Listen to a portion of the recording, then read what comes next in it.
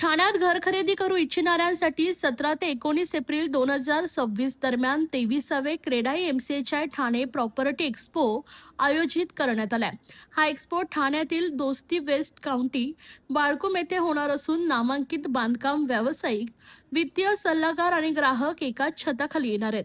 या प्रदर्शनात निवासी आणि व्यावसायिक प्रकल्पांची विस्तृत माहिती उपलब्ध होणार असून घर खरेदीदारांना विविध पर्याय पाहण्याची आणि गुंतवणुकीचे निर्णय घेण्याची संधी मिळणार आहे. आयोजकांच्या मते पहिल्यांदाच घर घेणाऱ्यांपासून ते आलिशान घर शोधणाऱ्यांपर्यंत सर्वांसाठी हा एक्स्पो उपयुक्त ठरणार आहे.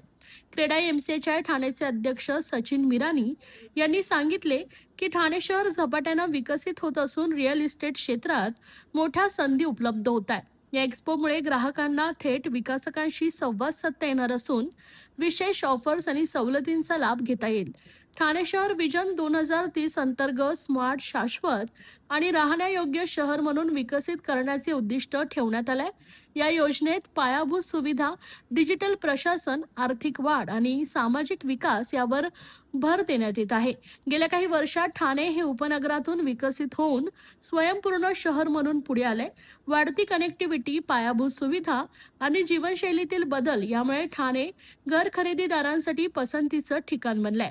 प्रॉपर्टी एक्स्पो हे ठाण्यातील रिअल इस्टेट क्षेत्रातील संधींचे दालन उघडणारे ठरणार असल्याचं आयोजकांनी सांगितले.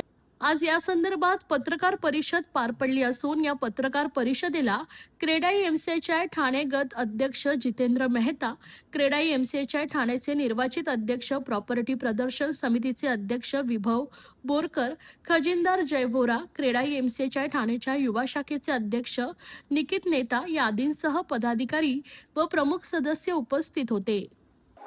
मैं यही बोलूंगा की मी असंच सांगणार की 17, 18, 19 हे सर्व होम बायर्स, ऑफिस बायर्स आणि सेकंड होम बायर्सला एक संधी आहे. त्यांना एकच छताखाली ते संपूर्ण ऑप्शन भेटणार आहे. काय काय प्रोजेक्ट्स अवेलेबल आहेत ठाण्यामध्ये.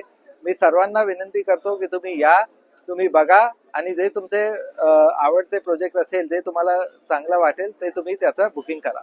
सर, आपण जर बघितलं इराण असेल, इस्रायल असेल आणि अमेरिका, जो युद्ध सुरू आहे त्या युद्धामुळे जे मजूर आहेत ते आता कामावर काम सोडून आपल्या घरी परतत आहेत. ह्या कामगारांना आपण कसं सांभाळतात ते, कारण की युद्ध सुरू आहे एकीकडे आणि एकीकडे युद्धसाठी हे काय कामगार घरी नाही जात. मे मध्ये नॉर्मली काय असतो, त्यांचा फार्मिंगचा सीझन असतो, त्यामध्ये खूप जे आहे वर्कर्स ते घरी जातात.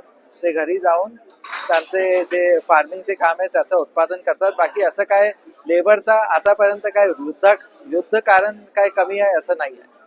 मजूर जर गावाला गेल्यानंतर आपल्याला काय फटका बसतो का? जसं तुम्ही आता नाही, असं काय फटका नाही बसत. ते फक्त 15-20 दिवसासाठी जातात आणि ते परत येतात.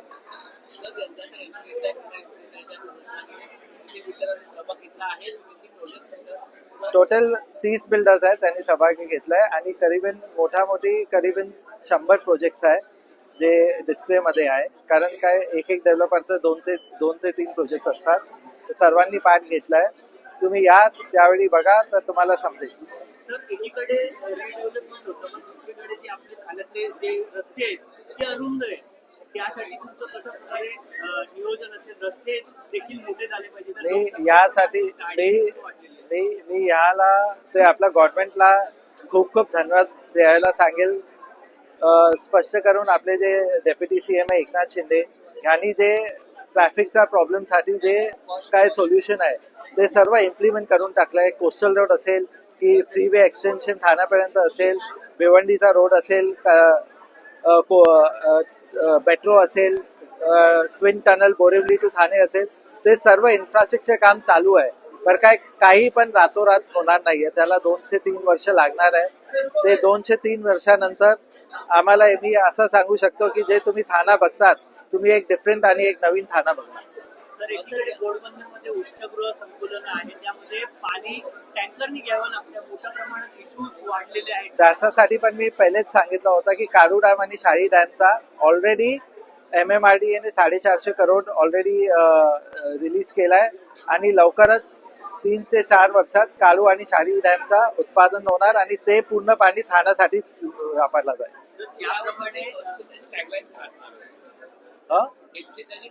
MCHI है तो भरोसा है और दूसरा चलो थाने.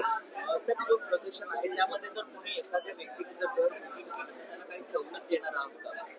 ते हर एक डेव्हलपर आहे त्यांच्यासारखी काही ना काही स्कीम काढणार आहे. ते त्यावेळी एक्झिबिशनच्या वेळी ते लोकांना करवणार.